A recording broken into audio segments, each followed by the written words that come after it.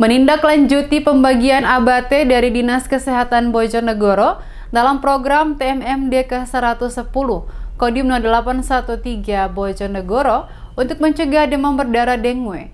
Tenaga kesehatan Desa Ngerancang bagikan ABT ke rumah warga bersama kader Posyandu dan anggota Satgas TMMD di lokasi sasaran TMMD.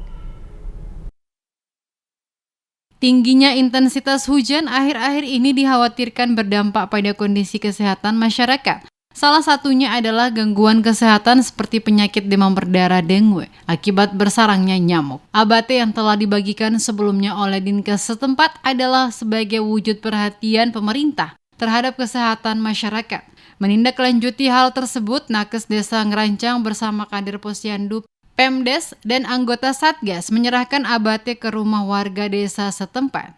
Danang Teguh Prasetyo, tenaga kesehatan Desa Ngerancang mengatakan kegiatan ini dilakukan bersama kader dan tenaga kesehatan lainnya, dibantu anggota Satgas.